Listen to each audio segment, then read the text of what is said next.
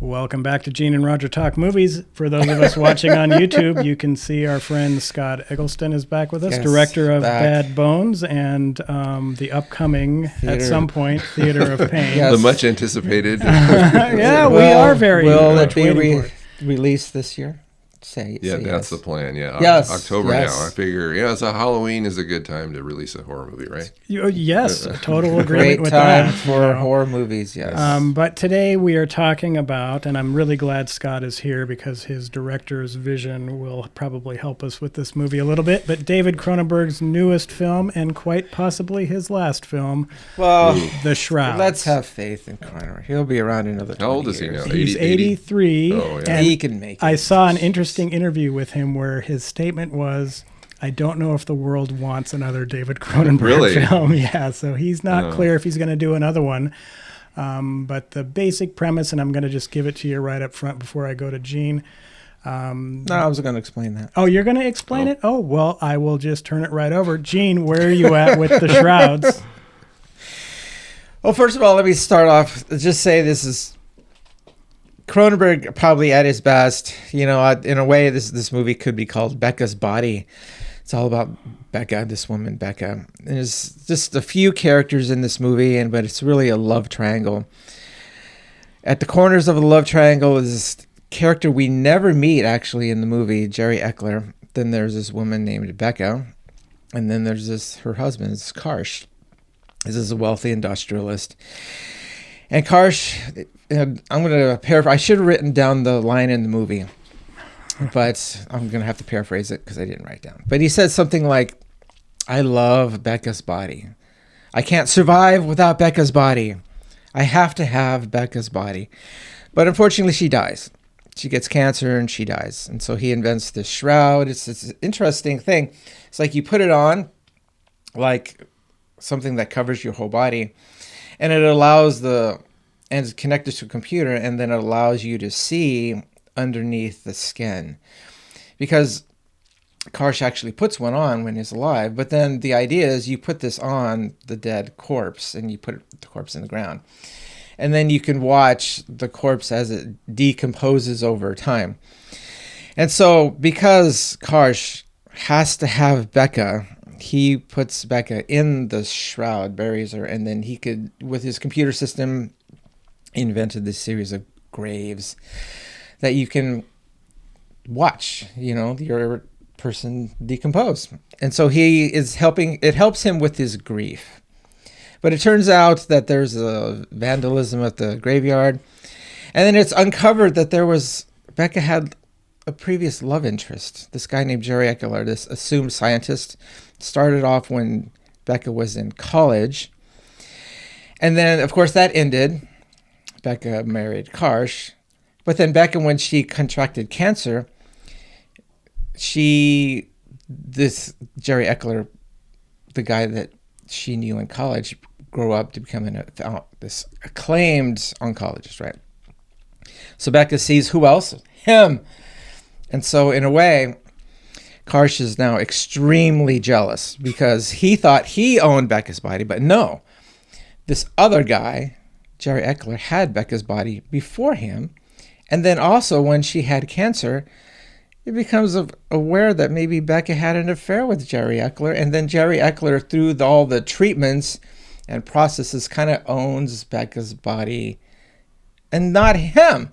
So it's just like this love triangle, and it involves all kinds of Cronenberg missing arms and huge sutures and it's just gets crazy. And I just got to throw in there, this movie is definitely soft porn all over it.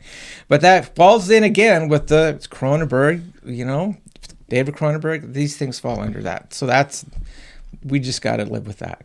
But something, after all of that, do I like this movie? Yes, I do like it. Okay. It's slow as heck. Some of the dialogue is like, what in the world are you talking about? But somehow it all fits. It all works. It all happens. Yeah, you should watch this movie. Scott, surprising response from Gene on this. Where are you at with this one? I did not like this movie. It has all I'm surprised. Yeah, well, I gather that I'm going to be in one of those sandwiches again here, but my issue with this movie, it kind of has all the Cronenberg staples. It's kind of got the weird technology. It's got the government conspiracy or conspiracies. Yep. It's got the body deformation. But I found this movie boring. And as you said, you said it was slow, but but my main problem again, going back to Candyman with Virginia Madsen, was I did not like the lead character. And as I guess I shouldn't say that. It was not that I didn't like him, because you can have a good movie with a character you don't like. I thought his performance was incredibly weak.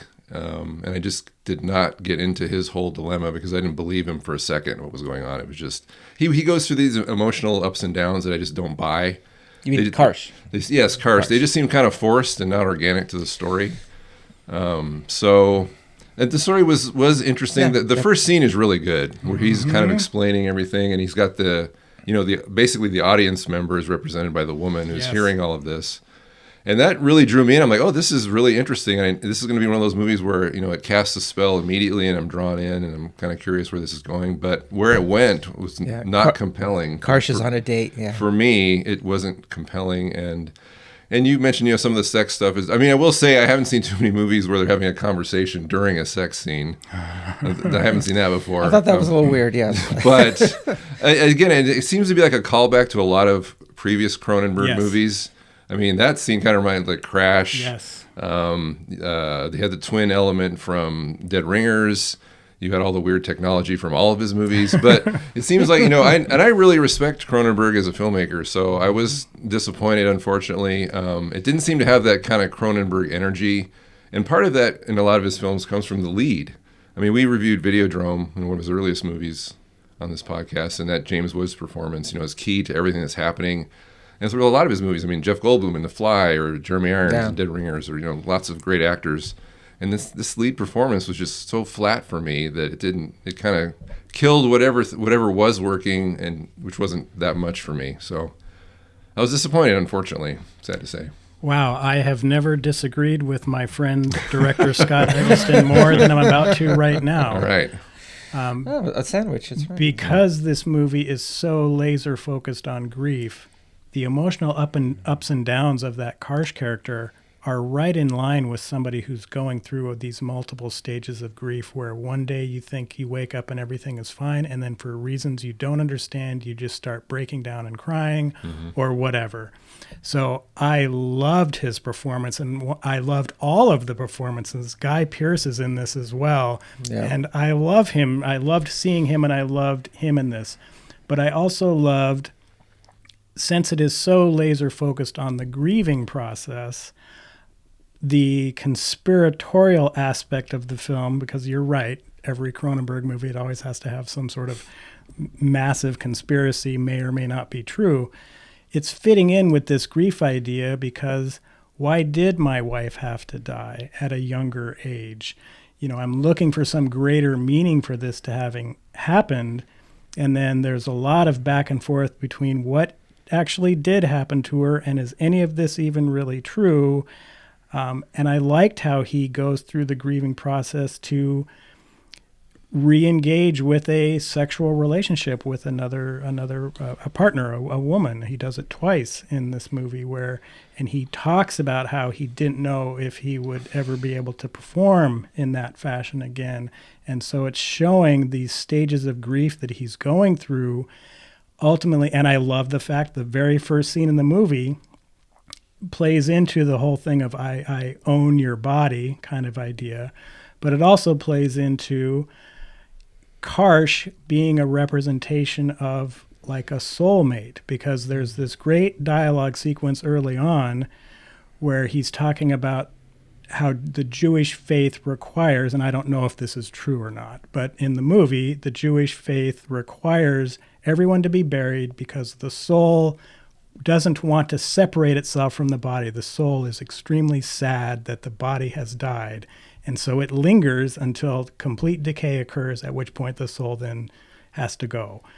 That's exactly what Karsh is doing in that first scene, where he's hallucinating or dreaming about his wife, and there's that light above her. That's Karsh. and the very last scene of the movie ties directly. Yeah, that's at the very, very beginning. Directly back into that scene where what is he doing? He's on a plane with a new woman, and the last scene is that plane flying off into the distance where he has now finally been able to overcome his grief and move on with the rest of his life. This is a beautiful film. And if you are really, really into Cronenberg, and I love the fact that Scott talked about Crash, this one ties into Crash. I believed until I saw this that Crash was the ultimate vision of David Cronenberg coming together. This is a really good second movie doing the same thing. Just a beautiful film, and the performance of Karsh is perfect. Wow, okay. So I'm sorry, Scott. Well, so we have That's okay. a loving recommendation there. You're not kind of liking it, and I'm kind of... No. Yeah, I'm kind of like, didn't care for it. it's good. I liked it. I know did I love it? No, I didn't love it. I mean, that's the beauty of art, I think, in general. Is it's the same movie, right? But we have completely different responses to it, so it's perfectly fine. But I think as an exploration of grief, this really, especially if you've had to go through significant grief in your life, I am fairly certain you will pick up as to why Cronenberg instructed his actor to behave in the way that he did. And I just really loved that aspect of it, but I also loved the other aspect where it is about body control, which is right in Cronenberg's wheelhouse. The Dr. Eckler character, which Gene alluded to, that causes significant trauma there, where he learns that there was this relationship before, this relationship after. There's some great body horror where Dr. Eckler is taking body parts from the cancer afflicted, keeping them. But then there's also the overlying thing of Karsh keeping control of Becca's body through the Shroud system. Right. So there's a lot of really interesting themes going on here. Yeah, I would agree that the Karsh character, I never really saw, like, we usually think of grief like this big emotion, like it's crying and like anguished tears. I don't really see that, but I guess people experience grief in their own way. Does grief necessarily have to have those? Yeah, I agree. His character seems kind of flat, but I like the love triangle. The Morey character, the Guy Pearce's character, I thought was played great. I love that guy's character, how he pulled it off. Yeah, and so, it's good stuff. And also just that, and I love that Diane Kruger plays actually 3 roles in this movie. She was Becca, Terry, identical sister, and then she's also Honey. She's the virtual assistant. Right. So I just love that whenever one character plays multiple, or one person plays multiple characters in a movie, that's pretty cool. Yeah, they do an interesting job there. Of course, another callback to Dead Ringers, perhaps there. But I also liked the musical score here, because I think it had a really nice underlying sense of grief, because the Karsh character at many times throughout the film is presenting this stoic and I'm in control kind of thing, and then he's doing a thing like, let's put the shroud on, and then there's this underlying music theme that is much more sad and morose, which is kind of tying into where his true emotions are, which are different sometimes than what he presents. So I really enjoyed that. Scott, and I mean, you're just silent now, Scott. Have you basically said all you can say about this? No. I was going to add something else I was thinking about. Was there's a lot of tell don't show in this movie, which, I mean, I don't prefer. He's obviously doing this on purpose. He's not doing anything by accident. So I had to question, like, why is he doing this? Why, like, for example, the doctor character, you never see him until you see his corpse at the end, right? And I'm not saying you have to see him, but I'm saying there's a lot of scenes in this movie where there's a lot of talking, a lot of exposition happening, and you just hear about it, you don't see it, which I think is something else that for me slowed the movie down. Yeah, I agree. There's a lot of talking, not a lot of showing. I agree. So I prefer the showing. Well, I'm going to just interject there again, Scott. The reason they had to do that is the conspiracy may or may not exist. Why did we never see his second girlfriend, the blind lady's husband? I don't even know if that person exists. Is she some Chinese plant who's now actually taking him to Iceland so he can get executed and die? I don't know. So by showing too much, that bursts whether it's a conspiracy or not. Well, I think maybe I just would have preferred a better balance. It just felt really weighted on the side of just a lot of talking and not much showing, and for me that just slowed the pace way down, and it felt just slow.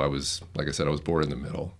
So yeah, there seemed to be a lot of talking, but I kept looking for evidence because they kept presenting, oh, maybe it was this that happened, or maybe it was this that happened, or maybe it was the Chinese or the Russians, but they didn't seem to present any real evidence of any of that. I mean, there's this part where Karsh is conferring with this Asian doctor, but does that really mean anything? I would have liked to have seen, again, more evidence of these conspiracy ideas. That they were just seemed to be like they were just throwing idea here, just like throwing, what sticks to the wall. So I kind of... Well, it's everything under the sun, and of course you got the manic Guy Pearce character. Right. So I don't know. Again, it just didn't seem to have that Cronenberg energy for me. It was obviously a more languid think piece than I think we're used to seeing from him. And I'm not saying that's bad. I'm just saying it didn't work for me. So, what can I say? I can't deny how I feel, Roger. No, and no one is criticizing that. Yeah. Because you're right. A film is art. You're gonna like it, hate it, be indifferent about it, whatever. I didn't hate it, but it just didn't. But I think, again, with the conspiracy stuff, the reason nothing is ever explained and everything's just sticking to, throw it here, throw it there, that's a grief stage of trying to assign some sort of greater importance to what ultimately is an unimportant event when you're talking about the entirety of the world. Your wife died. Mm-hmm. End of story. There wasn't a big, giant, elaborate conspiracy where all these forces were working against her.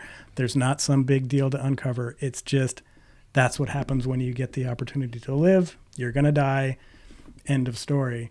And so that's a grief stage to me, all of that. And that's why there's not a lot to show, because it doesn't necessarily exist. Yeah. And I loved the one scene that completely went out of nowhere when he's confronting Guy Pearce in that lake area. Mm-hmm. And Guy Pearce is like, look, they cut my fingers off. Right. And then there's a line of dialogue later where the girl is saying, the sister, yeah, oh no, he was like born that way or whatever. He's never had those. You've never noticed that. She said he hides it well. Yeah, so it's really very very Cronenberg-esque, I guess. Yeah, that seemed to come out of nowhere. Oh, it totally did come out of nowhere. Yeah. But I just think, again, it's part of that whole elaborate, we're trying to figure out why my wife died, and she died because she had cancer. End of story. So would you say this is a horror movie? Does this feel like a horror movie to you? So it's not a horror movie, but it does fit into the platform of our show just because of kind of the disturbing nature of it. And, of course, it's David Cronenberg. And so there's enough unnerving things that maybe are in here to where it fits. We've done other movies on the show, that one with the sex trafficking thing with Joaquin Phoenix or whatever, which wasn't straight horror, but it fits with enough disturbing themes and things to where, and like Eraserhead, there's people that don't call that horror, but there's enough disturbing things and stuff like that to justify being on the show. Sure, it's body manipulation. I mean, there is that one scene where he squeezes her and her hips breaks. Right. I jumped. That got me pretty good. I was not expecting that. Good job, sound department. Yeah. Well, and I just think the cinematography is really interesting in this. I like the music score, like I've already said. I love the set design of Karsh's house, where he's got the koi around his bed. Oh, yeah. They kept commenting, right? So Japanese in here. I know. Yeah. Everybody that walked in. And I just think Scott doesn't like the performance of the main lead. I think it's perfect within the construct of this film, which is a person who's going through grief. Scott is absolutely right. The opening scene immediately draws you in, and whether you go from there, I don't know. It sets up the story well. Really it's well written, and he's a good writer. I just don't know what happened with the rest of the movie after that first scene. But Gene, anything more to say about the Shrouds? I would say if you haven't seen it, give it a shot. Yeah, because just beware that I agree with Scott that there are parts where it gets a little slow, maybe a little bit too slow. But they're overall just watch it to the end. I think you'll like it. It's very, like I think Roger alluded, it's very artistic. It's well done. I think it's shot really well. And so I just love the triangle, the love triangle aspect of it. And it's just that Karsh's exploration of grief is so difficult for him because he was just so enamored with his wife. In a way, I think he had surrendered himself to her. And when you lack a sense of self and you surrender so much to somebody else, and then that person is gone, like where are you left? You've got nothing. You have to rediscover yourself. I think this movie's part of exploration of that. So, yeah, I mean, I like it. Scott, tell the audience again how much you did not like this film. No, I was just thinking about some of the elements. Well, we talk about cinematography. I mean, every Cronenberg movie is well made. I mean, in every possible way. I also really like him because he's not. I mean, like, I'm not a flashy director. I'm kind of a minimalist, and so is he. I mean, he tells his story cleanly, and there's not a lot of like swooping, Brian De Palma-esque, camera work. He just lets the story tell itself, which I always. There's no drill through a chest. What's that? There's no drill through a chest. No, like in Body Double. Yeah, none of that. No split screen. But one thing I thought was interesting as I was listening to you talking about it, like you said, his obsession with her body. However, when in that dream state or flashbacks or whatever, when he was with her, like, she returns from the doctor when she's like only got half an arm and only one breast. And it made me think of like, when a woman has a mastectomy, how she can be viewed as less of a woman by her partner because she's, for someone who's obsessed with physicality of a female, that you'd think that would be like off-putting, to him. But he doesn't respond that way. He still seems to, he's obviously still so obsessed with her, he wants to see her even after she's a corpse and decaying and everything. So that was kind of interesting. And again, every Cronenberg movie has really interesting ideas, and there's no shortage of those here. They just didn't coalesce for me, and I have to attribute that to the screenplay and that lead performance, which I just couldn't seem to connect with. So, I love this movie. I've already said it. I just think if you are a fan of David Cronenberg, definitely check it out. He has indicated that this is probably his last hurrah. I hope not, because I would love to see another movie. The subject matter might indicate that too, right? About death or about... Well, and his wife had died a few years ago, and so he alluded to the fact that one of the reasons he went down the road he did with this movie, surrounding it with grief, is, his own kind of personal journey with grief as well. Sure. And so I really liked this movie. I've seen it twice now, and I could easily watch it again today. I won't, but I could. Okay. I'm currently playing on the Criterion channel if you subscribe to that, or I just rented it at Apple TV. It was on Amazon. That's where I saw it. So, Scott, I'm glad you came on, even though you did not like this movie, because I love having you on the show because you're a person who's actually made movies, done all the stuff, and so I think when a film like this comes along, I really enjoy getting your feedback on that, kind of what you thought. And I'm just disappointed you didn't like it, but that's the way it goes. Next week, however, I agree. I thought there would be yes. Well, I'm a wild card, Gene. I actually thought I thought you probably wouldn't like it, Gene, but I'm just very happy that you did like it. Yeah. But next week, friend of the show, Tyken, will be joining us. And that's 3 weeks in a row we've had guests. He has not been on with Gene and I in quite a long time. Alien Resurrection or whatever. What was that movie called? Romulus. Yeah. That movie just... Where we just burned, he loved it so much. He loved it so much, and we just both hated it. We both hated it. That movie's garbage. But he saw Weapons, and so he texted me saying, "Hey, can we do this? I want to come on your show." So we'll be doing Weapons next week. Yeah, I saw it yesterday, Weapons. So yeah, okay. Well, it'd be a good show, Roger. Okay, I'll have to check it out then. But Scott, thanks for coming on. Yeah, thanks for having me. And we will catch you next week. Bye-bye. All right.